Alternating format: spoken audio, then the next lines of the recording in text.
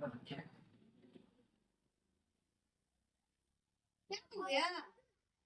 अरे क्या हंसी आ रही है बताते में भी, और बहुत सा अंदर से अजीब टाइप हो रहा है।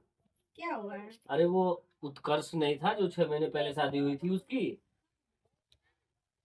अभी अभी खबर आया है कि पता चला है कि वो आज अपनी पत्नी को बहुत ज्यादा मारा है, बहुत ज्यादा बेल्टों से मारा है। क्यों, क्या वो एक कारण, कई कारण बता रहा था उसमें, एक कारण बता रहा था कि शादी हुआ तब से आई तो वो घूंघट नहीं करती है 1.5 हाथ वाला, वो अपने ससुर के सामने, जेठ के सामने। हालांकि पढ़ी लिखी है, ट्यूशन भी पढ़ाती है, 1.5 हाथ वाला पल्लू ही नहीं करती है। फिर वो उसमें एक और बता रहा था कि हद तो तब हो गई कि रोज अंडरवियर धुल देती थी, स्नान करके आता था छोड़ देता था। कल कोई तबीयत वबीयत कुछ रहा होगा या भूल गई, वो अंडरवियर उसका भूली नहीं। बाप यहाँ पे जब आपको जानकारी है तो अरे पूछना तो चाहिए। ये इतना इसी पे बहुत मार मारा, मैंने पूछा तो, लेकिन अब बात तो वैसा ही लग रहा है, क्या बताएं।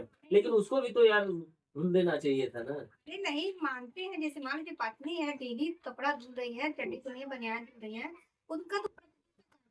लेकिन अगर मान लीजिए उसका तबीयत ना सही हुआ हो, कोई हाँ मतलब ऐसा ही कुछ बात कुछ रही है। कमी रहा हो शरीर में, कुछ थकावट रहा हो, लेकिन नहीं बताओ धुलेंगे। घूंघट था तो घूंघट काढ़ लेती, क्यों वो नहीं। तो घूंघट, जैसे मान लीजिए घूंघट एक पुरानी परंपरा हमारा चला आ रहा है।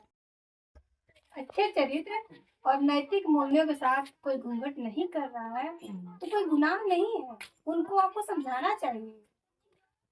घूंघट के लिए उतना इस बेचारी को मार दिए, अंडरवियर नहीं धुली तो उसको मतलब इस तरह से मार दिए, वो अच्छा तो नहीं किए। उनको समझाइए कि प्रेम आजादी मांगता है, प्रेम में किसी को मारा नहीं जाता है, आजाद किया जाता है। तो शायद वो समझ पाएंगे। बिल्कुल सही बात है, सही है साथियों। क्योंकि पति पत्नी एक रथ के 2 पहिए होते हैं, और दोनों पहियों का जो बैलेंसिंग होना चाहिए, संतुलन होना चाहिए, बराबर होना चाहिए। और बहुत सारी पुरानी परंपराएं हैं जिनको लेकर के आज अगर वैज्ञानिक युग में अगर उनको फॉलो किया जाए तो बहुत सारी तकलीफें होंगी, संबंधों में अड़चनें पैदा होंगी। तो इसलिए साथियों, बिल्कुल सही सुझाव दिया है इन्होंने। मेरी जिम्मेदारी बनती है कि मैं उत्कर्ष से बात करूंगा और उन लोगों को समझाने का एक प्रयास करेंगे। साथ साथ रहिए, खुशियों के साथ रहिए और मस्त रहिए। Thank you so much.